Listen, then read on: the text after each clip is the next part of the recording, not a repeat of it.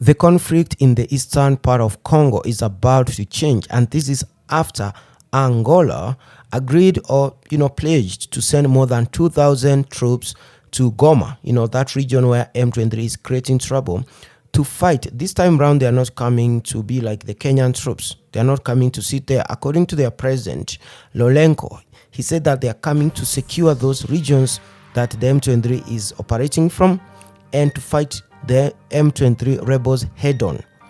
So they're coming to the region like around the city of Goma, regions like Sake and Kichanga, to fight and secure those regions from the M23, and that is what he said. So this is something that means that the situation in that conflict is about to change, and I'm going to explain to you how. So according to one of the article, is that Angola on Saturday said that it will send a military unit to the Eastern Democratic Republic of Congo after the collapse of the ceasefire it blockade between the M23 rebels and the Congolese army. And at the same time, they said that fighting in the villages around the city of Goma had intensified. Remember, I told you about that in a previous video. There was a lot of fighting on Saturday near the town of Sake. So with both sides accusing each other of breaking the truce or breaking the ceasefire. And according to the Angolan president, the unit will secure the areas held by the M23 and protect ceasefire monitors. So he said that they are coming to secure. So they're not coming to just sit back and wait. They are coming to secure those regions. And you know what it means to secure? You come in, you ask the person who is there to move so that you stay there. To secure means you can use force to secure that. So the peace process led by the Angolan president Lolenko and the mediator in the DRC crisis and the former Kenyan president Uhuru Kenyatta has failed to impose a ceasefire in eastern Congo. And obviously violence has escalated as a result of the M23 not abiding to that ceasefire. So that is what is happening. And to some of you who may not know, it's not the first time that the Angola has sent troops to Congo. The last time they did that was in 2002.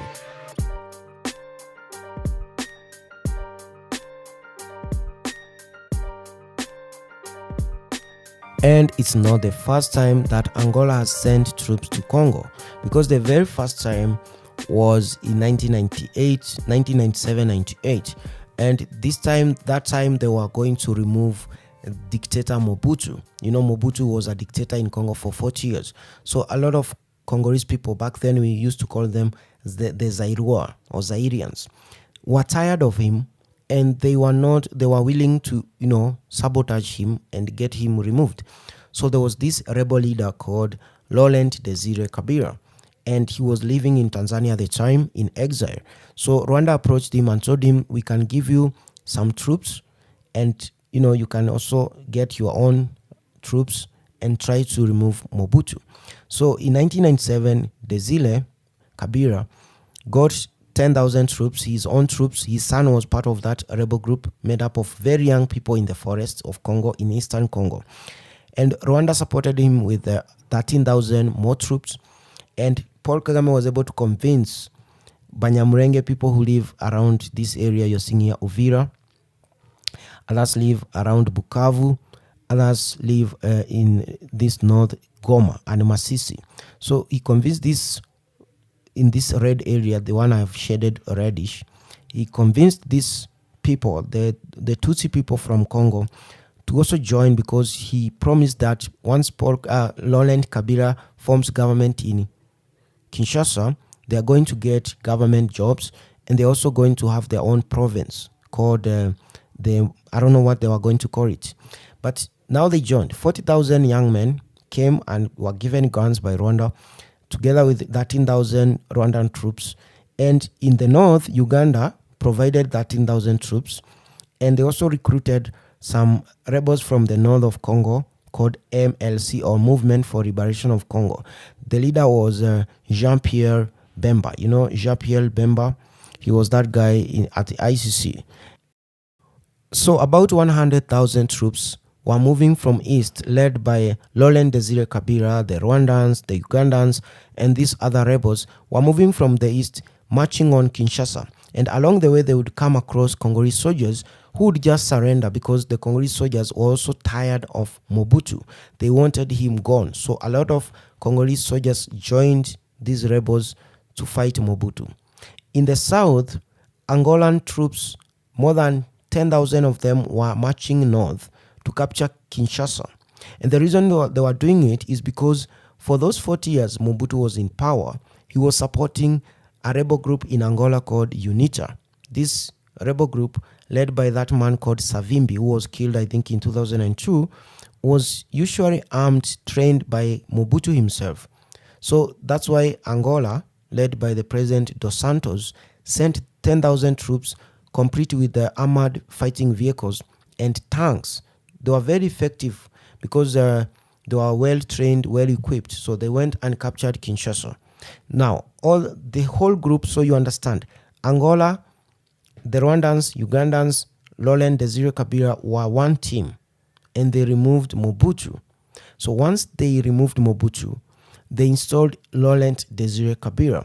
And it's at that time that Ugandans went back to their country. But before they got to Uganda, they took a detour and went to this city called Kisangani. About 9,000 troops went to Kisangani and took it over. So they started, looting minerals and, overseeing mining operation in those regions. And those minerals will be taken to Kisangani and then they will be shipped out to Kampala. Museveni justified that by saying that he was paying himself for committing his troops. So the minerals was a form of payment. As for the Rwandans, they now formed the top leadership of the Congolese, or the new Congolese army. So the bodyguards that were, the presidential guards, were from Rwanda, were Tutsis from Rwanda. And the general of the new Congolese army was a Rwandan called James Kabarebe. And I'm going to show you this guy shortly. He's currently the top advisor of Paul Kagame. And between 2010 to 2018, he was the Minister of Defense in Rwanda.